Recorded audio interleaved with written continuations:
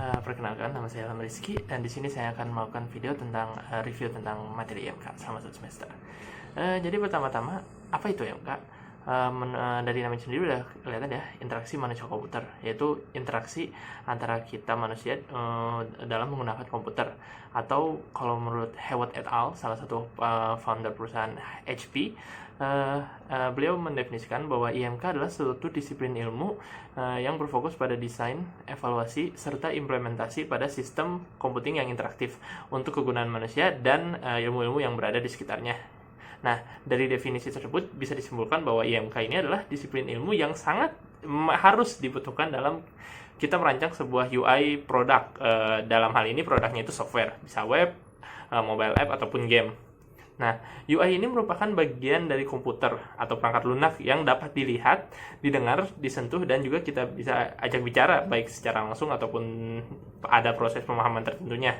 Nah, UI yang baik itu adalah UI yang tidak disadari dan yang memungkinkan pengguna untuk fokus pada informasi yang hendak didapatkan ataupun task atau tugas atau kerjaan yang tanpa kita nggak perlu tahu mekanismenya lah. Yang penting informasinya ditampilkan, tesnya berhasil dikerjakan. Nah, dalam merancang sebuah UI ada beberapa step yang harus dikerjakan ya.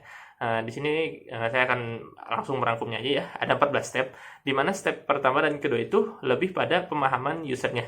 Kita harus mulai memberikan survei, mewawancara user dari aplikasi UI aplikasi yang ingin kita rancang. Kita harus mengetahui behavior mereka biasanya kayak gimana, misalnya pada saat membuka suatu app atau mengerjakan sesuatu di HP ataupun laptopnya, kita cari tahu kebiasaannya. Dari situ nanti kita bisa mendapatkan suatu kesimpulan. Nah, kemudian juga kita harus mengerti fungsi bisnisnya. Kita udah tahu kebiasaan user, jadi kita udah tahu mau buat apa, berarti kita harus mengerti juga fungsi bisnisnya biar tepat sasaran.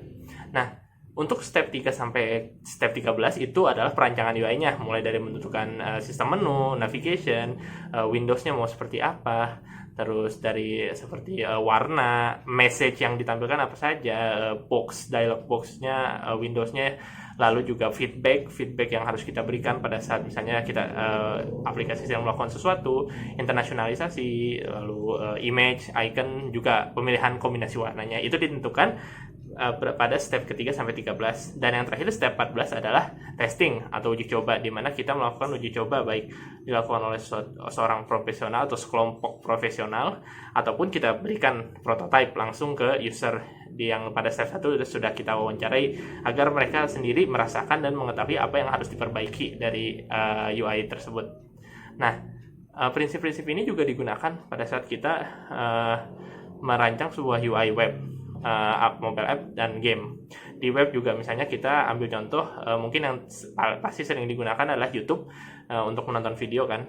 Di situ pada saat kita memplay sebuah video, kita bisa lihat di situ ada misalnya tombol play, tombol next, tombol untuk dragging mengatur volume, lalu ada tombol untuk full screen mengaktifkan subtitle. Nah, itu kurang lebih suatu UI yang sudah pasti digunakan oleh setiap video player, maupun baik itu yang online seperti YouTube, Vimeo, video.com, ataupun yang offline, yang bawaan komputer gitu, misalnya VLC Media Player, Windows Media Player. Mereka konsisten, mereka ada tombol play, ada tombol next. Nah, karena sudah konsisten, semua orang sudah paham, sudah tahulah kegunaannya, maka itu pasti digunakan. Selain itu juga di mobile app, juga YouTube juga kurang lebih sama seperti itu. Dan yang terakhir di game. Di game ini kan ada empat tipe UI, meta, diegetic, non-diegetic, serta spasial, di mana hampir setiap game menggunakan setidaknya satu dari tipe UI tersebut. Nah, untuk kedepannya mungkin kita nggak tahu ya apa aja. Mungkin dulu kita nggak menyangka kalau touchscreen itu menjadi salah satu yang bisa dijadikan interaksi kita dengan komputer, mungkin suatu saat lebih dari itu, dan pasti akan lebih canggihnya.